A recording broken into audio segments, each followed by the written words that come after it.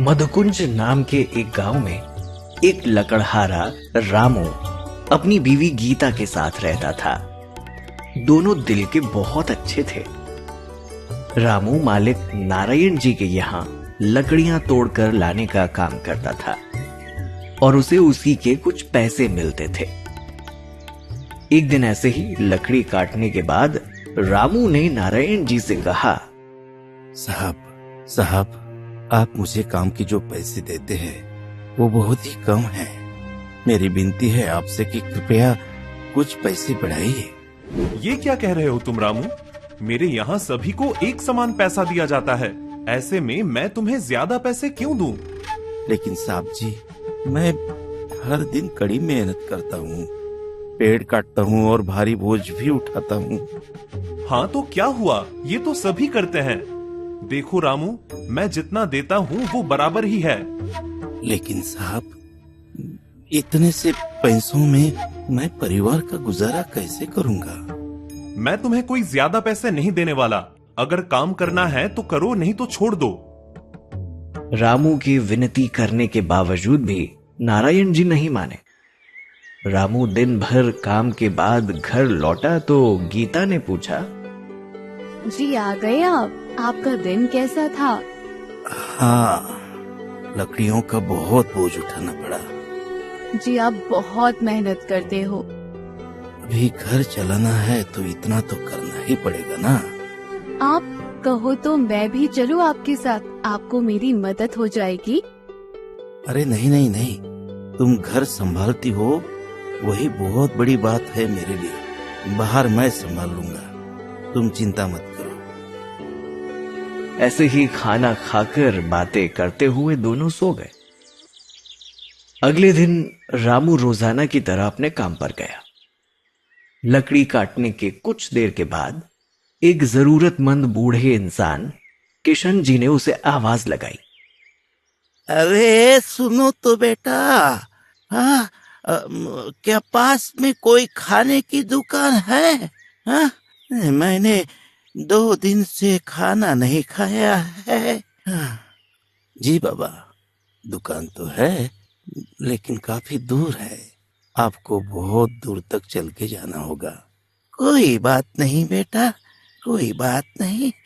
हाँ, मुझे बहुत भूख लगी है, मुझे वहां तक जाना ही होगा। हाँ, हाँ बाबा, आप चाहे तो मेरा खाना खा लो। हाँ? नहीं बेटा, नहीं, तुम्हारा खाना नहीं खा सकता मैं। मुझे तुम्हें परेशान नहीं करना है। हाँ, नहीं, मुझे बिल्कुल भी परेशानी नहीं है बाबा, हम दोनों साथ में खाते हैं। आइए बाबा। दोनों ने साथ में खाना खाया और किशन जी वहां से चले गए। रामू भी अपना काम करके घर पर लौट के आया। जी क्या हुआ, आप परेशान लग रहे हैं? रोज ये ऐसे लकड़ी काटना और ऊपर से पैसे भी इतने कम मिल रहे हैं, ऐसे में हमारा गुजारा करना तो बहुत कठिन है। आगे चलकर हमें बच्चा हो गया तो हम क्या करेंगे? हा? हमें इस बारे में भी तो सोचना होगा ना। क्यों? आप सही कह रहे हैं। अगर हम खुद का कुछ करें तो मतलब आप तो लकड़ी काट रहे हो, वो आप खुद शहर जाके बेच दो, इससे हमें ज्यादा पैसे भी मिलेंगे। तुम्हारी बात तो सही है गीता, लेकिन शहर में इतनी सी लकड़ियाँ कोई नहीं खरीदेगा। हमें ट्रक भर के लकड़ी लेके जानी होगी। और इतनी लकड़ियाँ इकट्ठा करने के लिए 2-3 महीने तो लग ही जाएंगे ना, तब घर में पैसा कहाँ से आएगा? ऐसी जिंदगी है हमारी, हम कुछ नहीं कर पा रहे हैं। हे भगवान, अब आप ही कुछ रास्ता दिखाइए। चिंता करते हुए ही दोनों ने पूरी रात बिताई। अगले दिन रामू फिर अपना काम करते हुए लकड़ी काट रहा था। तभी किशन जी फिर से एक बार उसके पास आकर बोले, बेटा, तुमने तो कल मुझे खाना खिलाकर मेरी मदद की, लेकिन क्या तुम मुझे बता सकते हो की दुकान कहाँ है, हाँ? ताकि मैं वहाँ जाके खाना खा सकूं। लेकिन बाबा जी, वो दुकान काफी दूर है, क्या आप वहाँ तक जा पाओगे? एक काम करिए, आप मेरे साथ ही खाना क्यों नहीं खाते, हाँ? लेकिन बेटा, तुमने तो मुझे कल ही खाना खिला दिया, हाँ? मैं तुम्हें दोबारा परेशान नहीं करना चाहता बेटे। हाँ, बिल्कुल परेशानी नहीं है बाबा जी। जब भी आपको भूख लगे तो आप यहाँ आ जाना, हम साथ बैठकर खाना खाएंगे। आप चिंता मत करो, आइए खाना खाते हैं। दोनों खाना खा रहे थे, लेकिन किशन जी ने देखा कि रामू का खाने में कोई ध्यान नहीं है। रामू को परेशान देख किशन जी ने पूछा, रामू बेटा, तुम परेशान लग रहे हो, कुछ समस्या है क्या? हाँ? नहीं नहीं बाबा जी, ऐसा कुछ नहीं है। बेटा, तुम मुझे बता सकते हो इतना परेशान क्यों हो रामू बेटा? हाँ?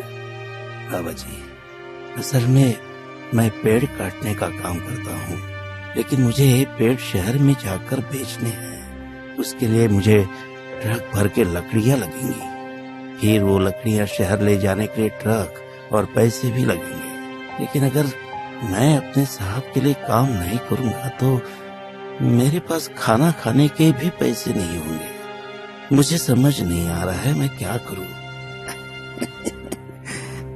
अच्छा, इतनी सी बात है? रुको, ये लो बेटा, ये लो मटकी।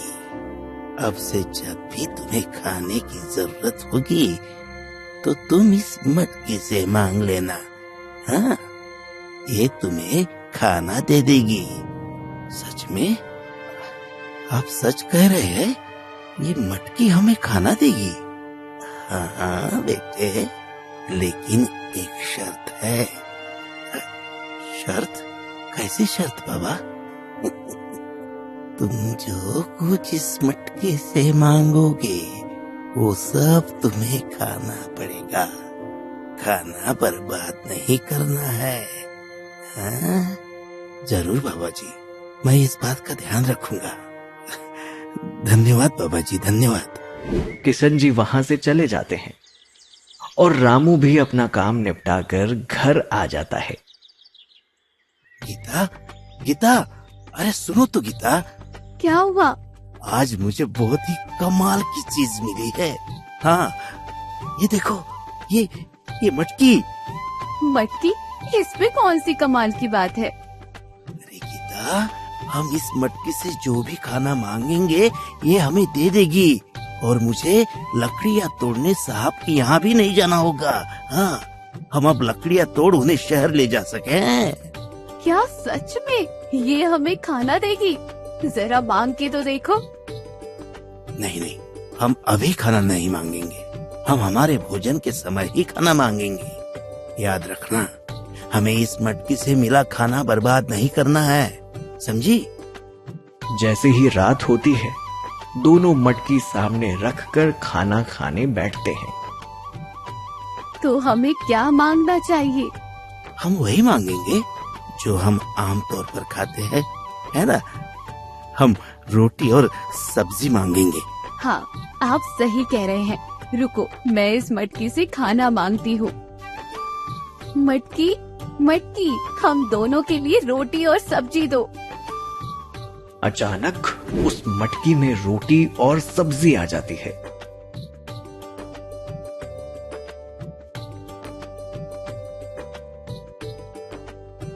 दोनों खुशी खुशी खाना खाकर सो जाते हैं। अगले दिन सुबह रामू लकड़ी काटने के लिए निकल जाता है। हालांकि उसे उस दिन किशन जी नहीं मिलते हैं। वो काम हो जाने के बाद लकड़ी लेकर घर लौटता है। ऐसा ही कई दिनों तक चलता रहता है। एक दिन नारायण जी दूसरे लकड़हारे अशोक से बात करते हुए उससे पूछते हैं कि अरे अशोक, रामू कई दिनों से काम पे नहीं आया, उसकी तबीयत ठीक नहीं है क्या? नहीं साहब, वह तो ठीक है। मैंने कल ही उसे लकड़ी तोड़ते हुए देखा था। क्या? लेकिन वह लकड़ी तोड़ के क्या कर रहा होगा? वह काम नहीं कर रहा है तो खाना कहाँ से लाता है? मुझे नहीं पता कि रामू यह कैसे कर रहा है, लेकिन ऐसा लगता है कि उसके दिमाग में कुछ चल रहा है। आखिर चल क्या रहा है? रामू काम पर भी नहीं आ रहा है। चलो साहब, मैं चलता हूँ, और भी काम बाकी है। जैसे ही अशोक चला गया, नारायण जी रामू के बारे में विचार करते करते मन ही मन कहते हैं, मुझे उसके घर जाकर देखना होगा कि वह क्या कर रहा है। उसी रात नारायण जी रामू के घर के बाहर खड़े रहकर घर के अंदर खिड़की से झांकते हैं।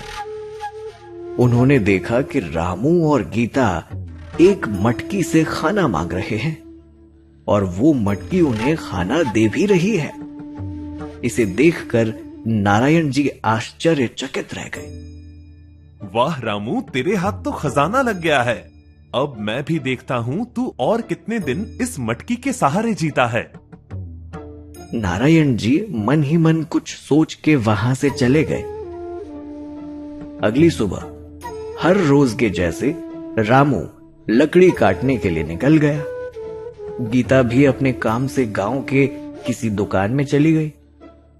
अवसर का लाभ उठाते हुए नारायण जी ने रामू के घर के अंदर जाकर वो जादुई मटकी चुरा ली और वहां से भाग गए। घर आने के बाद नारायण जी उस मटकी को देखकर बोले, आखिरकार मैंने तुझे पा ही लिया मटकी।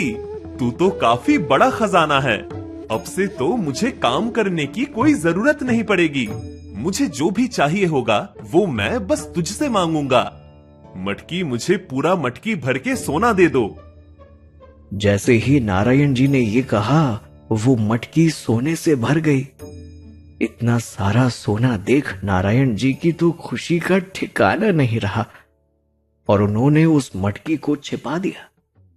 उसी रात रामू घर आया तो गीता ने परेशान होते हुए उससे पूछा, जी आपने वे मटकी कहीं रख दी है क्या? मैंने सारा घर ढूंढ लिया लेकिन मुझे वे कहीं नहीं मिली। क्या? अरे ये क्या बात कर रहे हो तुम? हाँ? मटकी नहीं मिल रही मतलब? पता नहीं जी, मुझे मटकी नहीं मिल रही है। अरे ऐसा कैसे हो सकता है? अभी भी बहुत काम करना बाकी है।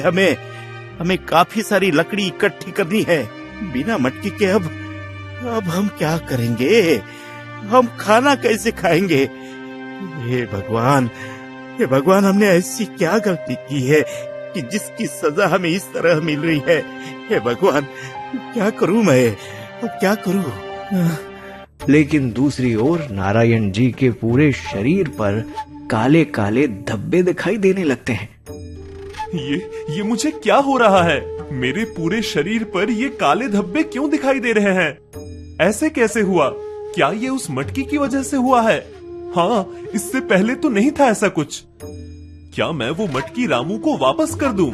लेकिन अगर मैं ऐसा करूंगा तो मैं अमीर कैसे बनूंगा? नारायण जी मटकी लेकर रामू के घर जाते हैं और उसे सारी बात बताते हैं। तब रामू पूछता है कि साहब जी, आपने मटकी से क्या मांगा था? मैंने सोना मांगा था। साहब जी, आपने तो बहुत बड़ी गलती कर दी। आप इस मटकी से जो भी मांगते हो वो सब आपको खाना पड़ता है। हाँ साहब जी। क्या? लेकिन आखिर मिल ही गई तुम्हें तुम्हारे लालची होने की सजा। हाँ। तुम मटकी तो लौटा रहे हो, लेकिन सोना अपने घर में ही रख आए हो।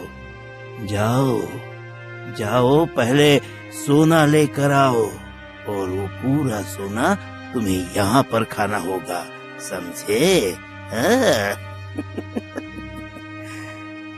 बाबा, मैं सोना कैसे खा सकता हूँ? कोई सोना कैसे खा सकता है? कृपया मुझे माफ कर दीजिए, मुझसे गलती हो गई। तुमने अपने फायदे के लिए दूसरों का शोषण किया है। तुम लोगों से कड़ी मेहनत करवाते हो और उन्हें उनके हिस्से के पैसे भी नहीं देते हैं। अब जब तुम्हें अपने कर्मों की सजा मिल रही है तो तुम क्षमा मांग रहे हो। हाँ? बाबा मैं समझ गया, मैंने बहुत बड़ी गलती की है, लेकिन अब मैं सुधर जाऊंगा। मैं किसी के बीच भेदभाव नहीं करूंगा। अब से मैं सभी को बराबर पैसे दूंगा। रामू, तुम्हें अपना व्यवसाय करना है ना, इसलिए तुम पैसे की चिंता मत करो। मैं तुम्हें तुम्हारे व्यवसाय के लिए ट्रक दूंगा और कुछ पैसे भी दूंगा।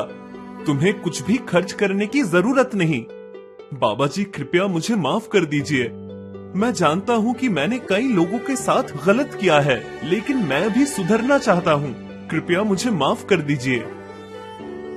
आखिरकार नारायण जी को अपनी गलती समझ आई और बाबा जी ने भी उन्हें माफ कर दिया।